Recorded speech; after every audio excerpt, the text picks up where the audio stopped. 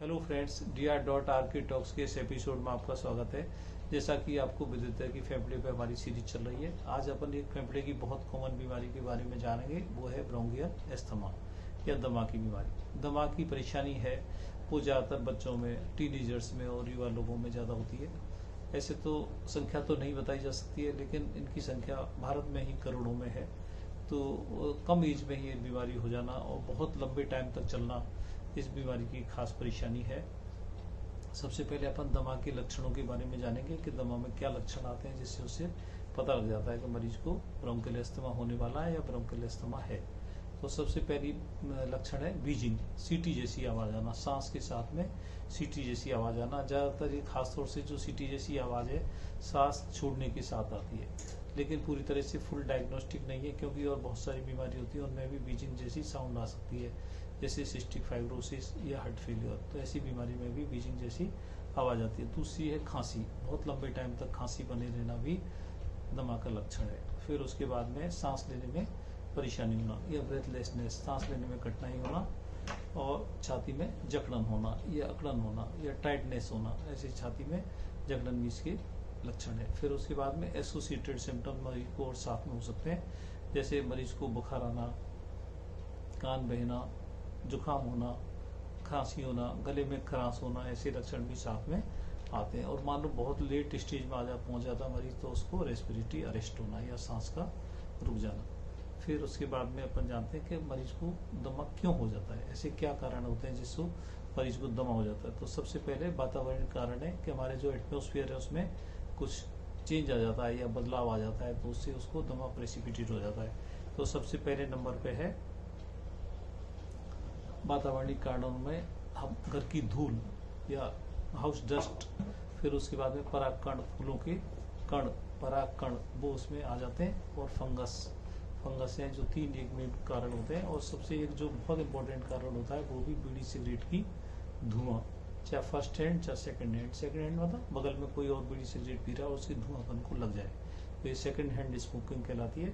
फिर उसके बाद में जो रंग रोगन का काम करने वाले हैं या जो खनन का काम कर रहे हैं, धूल से संबंध का, या कोई केमिकल फैक्ट्री में काम कर रहे हैं, तो उन लोगों को दमा या सांस की परेशानी बहुत जल्दी हो जाती है। फिर उसके बाद वायरल इन्फेक्शन, जैसे जुकाम हो जाए, खांसी हो जाए, गले में खराश हो जाए, तो भी सांस प्रेसिपिटेट हो जाती है। फिर उसके बाद व्यायाम, किसी किसी को बहुत ज़्यादा एक्सरसाइज से भी दमा आ जाता है। फिर उसके बाद में है पेट की जो परेशानी है, उनमें भी सांस हो जाता है, जैसे पेट में ज़्यादा एसिड बनना, या रिफ्लेक्स डिजीज कहती है, गैस्ट्रो रिफ्लेक्स डिजीज है, उनमें भी ये परेशानी, या गार्ड जिसको कहते हैं, उससे भी ये परेशानी आ जाती है।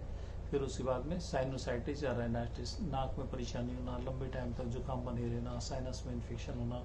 फिर उसके बाद में है कुछ दवाई ऐसी होती हैं जो सांस को प्रेसिपिटेट कर देती हैं या दमा को बढ़ा देती हैं, जैसे एस्प्रिन की दवाई, या फिर दर्द निवारक गोलियाँ, जो वो कॉमन जो दवाई मिल जाती है दर्द की, डिक्लोफेनेक कोई दर्द निवारक गोली है, वो भी सांस को बढ़ावा देती है। फिर उसके बाद बीटा ब्लॉकर ड्रग भी, प्रोप्रेनोल जैसी कुछ दवाई होती है, वो भी सांस की परेशानी को बढ़ाती है। फिर उसमें बहुत इंपॉर्टेंट कारण है वो है मोटापा। अगर शरीर में मोटापा बढ़ता है तो भी वो सांस को या ब्रोंकियल एस्थमा को बढ़ावा देता है। फिर उसके बाद में बहुत इंपॉर्टेंट कारण है तनाव, बहुत ज़्यादा स्ट्रेस होना भी दमा को बढ़ाता है। तो क्या हो जाता है दमा में, जो परेशानी आ जाती है, ऐसा क्या हो जाता है, तो दमा के अंदर तीन तरह के चेंज आते हैं जिससे सांस आ जाती है। तो सबसे पहला कारण है सांस की नली में सूजन होना, तो ब्रोंक्यूल्स में सूजन आ जाना। तो सूजन कैसे आएगी, सूजन में जैसे ही एलर्जन पहुंचेगा तो एलर्जन से शरीर रिएक्ट करेगा, तो उसमें यूसोनोफिल, मास्ट सेल्स, लिम्फोसाइट्स, वो सीरोटोनिन, हिस्टामिन जैसे हार्मोन सीक्रेट करती हैं, और एंजाइम सीक्रेट करती हैं, जैसे इंटरल्यूकिन या साइटोकाइनिन टाइप के हार्मोन होते हैं। तो उससे एकदम उसमें अचानक सांस की नली में सूजन आ जाती है। फिर उसके बाद में सांस की नली का सिकुड़ना या उसका ऑब्स्ट्रक्शन हो जाना। फिर उसके बाद में ब्रोंकियल हाइपर सेंसिटिवनेस, तो उसमें जैसे म्यूकस का ज़्यादा सिक्रीशन होना, तो म्यूकस से भी सांस की नली ब्लॉक हो जाती है। तो ऐसे करके इसमें परेशानी आती है। और क्या क्या डायग्नोस्टिक टेस्ट होते हैं जिससे पता लग जाता है, कंफर्म हो जाता है कि मरीज को सांस की बीमारी हो गई है।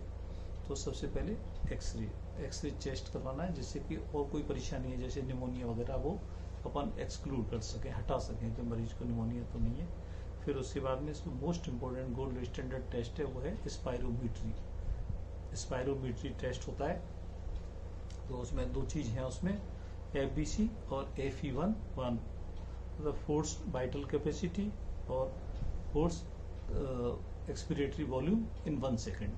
तो इनका रेशो जैसे रिड्यूस होता है तो पता लग जाता है कि मरीज को सांस होने वाली है या सांस उसको है। फिर उसके बाद में पल्स ऑक्सीमीट्री, एक बहुत इंपॉर्टेंट टेस्ट है। जैसे अपन कोरोना टाइम में देखा था कि ऑक्सीजन का लेवल कहीं डाउन तो नहीं हो रहा है।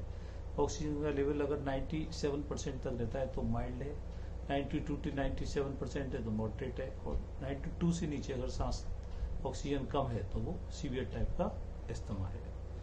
फिर उसके बाद में ईओसिनोफिल काउंट, स्पूटम और ब्लड में ईओसिनोफिल काउंट तो नहीं बढ़ रहा है। फिर IG antibody more than 100 international unit है तो भी वो सजेस्टिव है दवा के लिए। फिर उसके बाद में है आर्टीरियल ब्लड गैस, हाइपरकार्बिया में बढ़ रहा है, मरीज जा रहा है या सीवियर केसेस है, अपन जानेंगे स्टेटस एस्टिमेटिंग उसके बारे में आगे। तो फिर हाइपरकार्बिया में फिर उसको वेंटिलेटर की जरूरत पड़ जाती है। फिर उसके बाद में है CT और MRI।